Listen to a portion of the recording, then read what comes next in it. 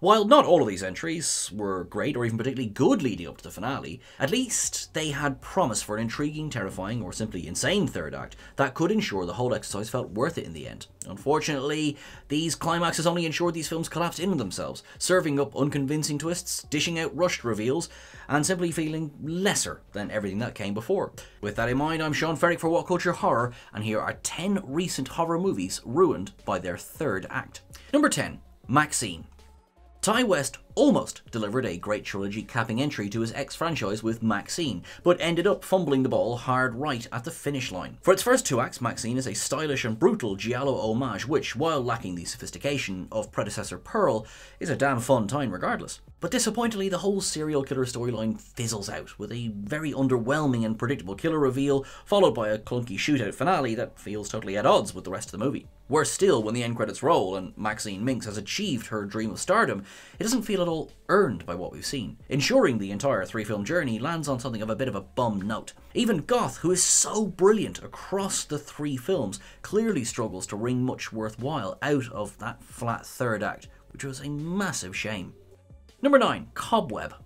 Most of last year's Cobweb was smart and suspenseful, revolving around a young boy, Peter, who comes to believe that his parents have hidden their unwanted child, Sarah, in the walls of their home. Kaplan and Starr's brilliantly ambiguous performances do enough to keep the audience guessing, but all that fine work evaporates in the third act when Sarah is finally revealed. Sarah is ultimately shown to be a deformed woman with huge piercing eyes and gangly limbs who moves around like a spider, hence the film's title. But the film's budget evidently couldn't support Sarah's ambitious design, which is conceived through a combination of some shoddy VFX and low lighting to conceal said effects. Beyond the disappointing visual fidelity, Sarah is just incredibly silly looking as horror films go, ensuring that all the meticulous work of that opening hour was basically for naught, the finale laying a giant, laughable goose egg.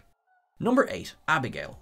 Abigail's first two acts were a sure blast, as long as you can forgive the inordinate amount of time we're forced to wait for the revelation that the young title character is actually a vampire, a fact that we all learned in the trailers. Yet it's a bloody good time, and that opening hour is rock solid. When it comes time to tie things off, writers Stephen Shields and Guy Busick evidently penned themselves into a bit of a corner, and they might have struggled to find a compelling way out. Now, here's where I must note that I disagree with Jack who wrote this article, but let's have a look at the rest.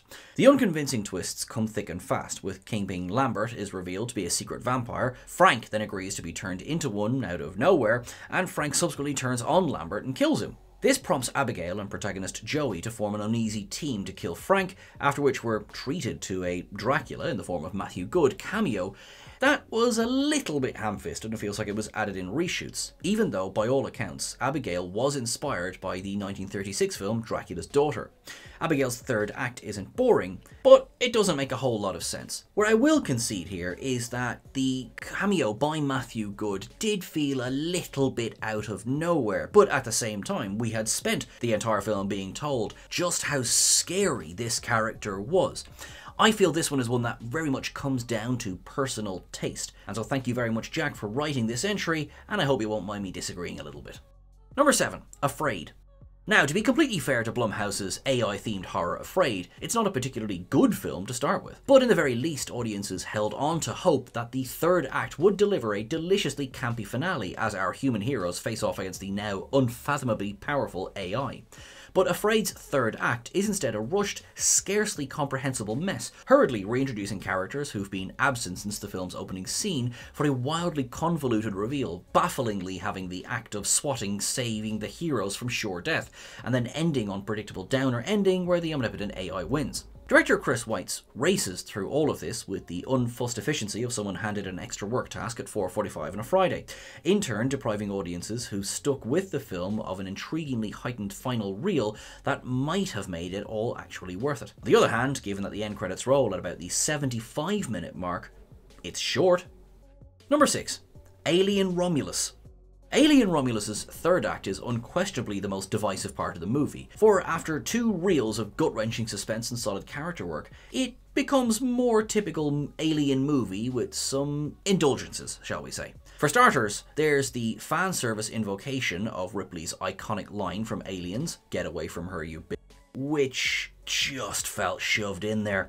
Elsewhere, the attempts to bring the world of the Alien prequels into Romulus's continuity, namely the returning presence of the infamous black goo pathogen, was a little bit unnecessary for a supposedly standalone story. And then there is the redo of Alien Resurrection's human xenomorph hybrid, an idea that's plenty horrifying, but the execution is off. The third act isn't an unmitigated disaster like most of the films on this list, but it does feel like a little bit of too much too soon right toward the end there, and they don't really cohere in a satisfying way. All said though, Romulus is a strong addition to the franchise, certainly better than some of the recent ones we've got. Number 5, Koku.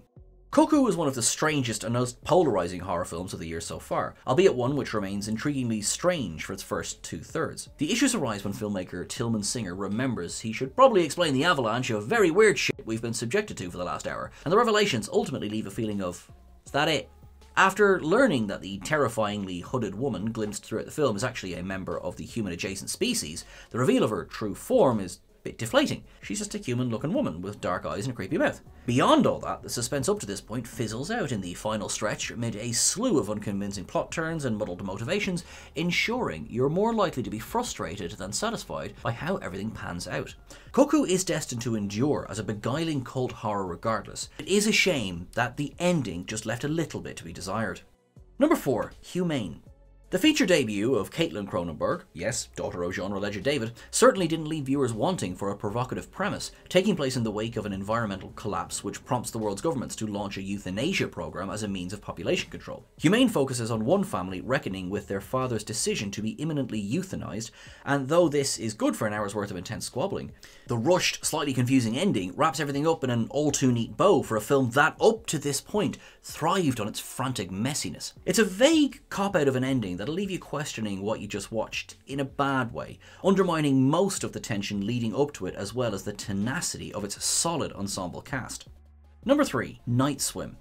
Much like fellow Blumhouse release Afraid, Night Swim was a film that took itself far too seriously, considering the aggressive silliness of its premise, centered around a haunted swimming pool as it is. And like Afraid, there was at least the hope that its finale would deliver on the absurd spectacle implied by its premise, but alas, no dice.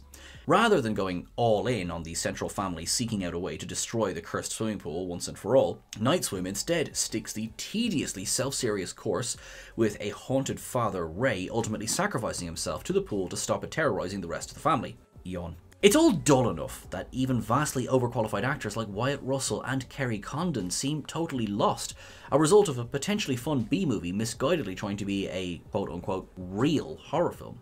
As a 4-minute short film, Night Swim was a great sit, but evidently struggled to make the transition to a fully engaging feature. Number 2, Trap.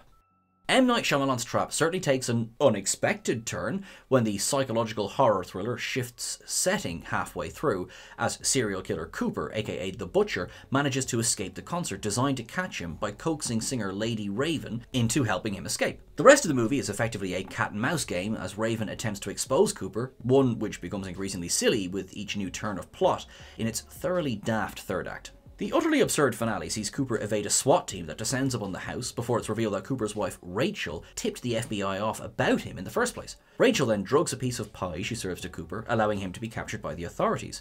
But in a deeply contrived finale, Cooper takes the spoke he was inexplicably allowed to pinch from a bicycle moments earlier and uses it to uncuff himself, implying his escape. Even for ride-or-die fans of Shyamalan, the sheer avalanche of contrived, implausible storytelling was too much to bear here, squandering the brilliant concept which should have stayed contained to the concert venue. Number 1, The Exorcist Believer. The most recent Exorcist film mutated from an inoffensive mediocrity to a genuine sacrilege in its third act, when the series' returning original protagonist, Chris MacNeil, is blinded after one of the demonically possessed girls stabs her in the eyes. That's just the start of the trouble though. It's followed by an unintentionally hilarious Avengers Assemble-esque climax in which religious officials from various faiths combine their might to perform a mega exorcism on the two possessed girls. This leads to a desperate shock value twist ending in which one of the girls is dragged to hell, followed by an awkwardly hopeful closing montage and a fan-serving final scene in which Chris reconciles with her estranged daughter Regan. While an electrifying final exorcism sequence could have basically saved the movie, David Gordon Green instead doubled down on all of his worst instincts, delivering a laughable finale that committed numerous egregious legacy sequel sins in the process.